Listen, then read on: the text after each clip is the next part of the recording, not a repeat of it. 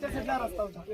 जो खालच्या साईडचा रस्ता आहे ना तो शिवकालीन मार्ग आहे, याला नांदेड दरवाजा असं म्हटलं जातं. जो वरच्या साईडचा रस्ता आहे हा 1974 मध्ये पुरातत्व विभागाने बनवला.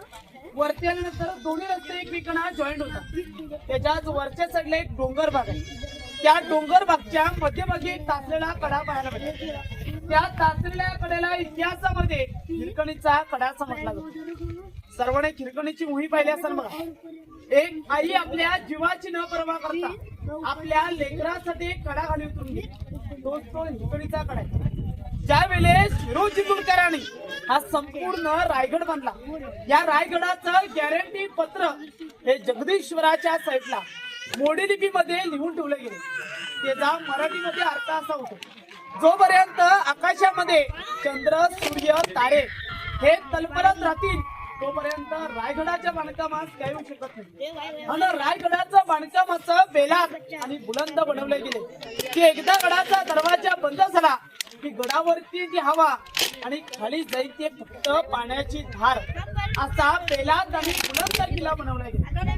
मग हिरो चिंचोलीकरांची तडबंदी तोडून जाणारी फक्त एक स्त्री होती बघा, ती माझी आई होती. आपल्या बाळासाठी आपल्या जीवाची न पर्वा करता तो कडा खाली उतरून गेली बघा. कोजागरीचा दिवस होता. याय माऊली गडावर दूध विकायला आली होती. कोजागरीचा दिवस असल्यामुळे तिथं दानपट्टा किल्ला जास्त प्रमाणात चालला होता. ती बघण्यात मग्न होऊन जाते. त्यावेळेस गडाचा नियम असा असायचा, पुढे आपण नगारखाना पाहिला बघा. त्या नगारखान्यावर नगारे तुतारे सनई वाजवले गेले. ते रायगड किल्ल्याचा मेन गेट इथून लागला ना महादरवाजा, तो महादरवाजा सायंकाळी 5:30 वाजता दरवाजा बंद व्हायचा. तिथले पहारेकरी होते सांगोजी काटकर. त्यांच्याशी आई हात जोडून करती विनंती, अव सांगोजी काटकर म्हणा खाली जाऊ द्या, माझं 6 महिन्याचं तानं बाल खाली रडतंय. परंतु सांगोजी काटकर त्याला काय म्हणतात की आम्हाला आदरणीय शिवराय यांची आम्ही तुला खाली सोडू शकत नाही. तुझी गडावर राहण्याची सोय करू शकतो परंतु तुझी खाली जाण्याची नाही. कारण की का एकदा गडाचा दरवाजा बंद झाला की गडावरती ती हवा आणि खाली जाईल ते फक्त पाण्याची धार. त्याला आपल्या बालाचा रडण्याचा आवाज हा कानावरती पोचू लागला. ती वेडी बेसी होऊ लागती. गडाच्या चारी साईडला फिरू लागती. तिला कुठून जाण्यासाठी मार्ग भेटत नाही. त्यावेळेस त्या कड्याला पश्चिमेचा कडा म्हणून ओळखला जायचा. तिथून ती कोणत्या रस्सीचा न सहाय्य करता दगडाला धरून खाली उतरली.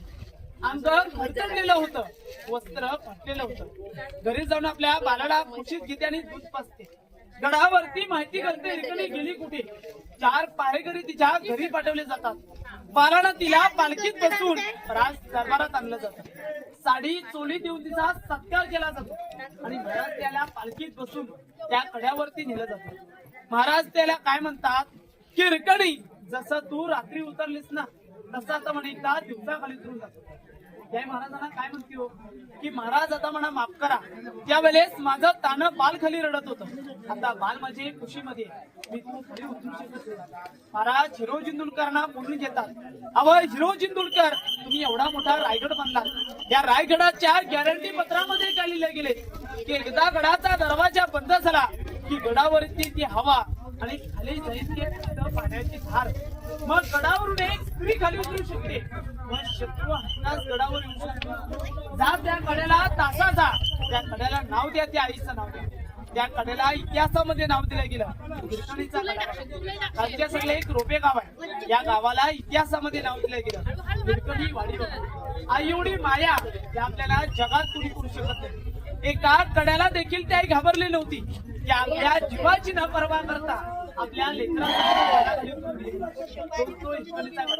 या छत्रपती शिवाजी महाराज की जय.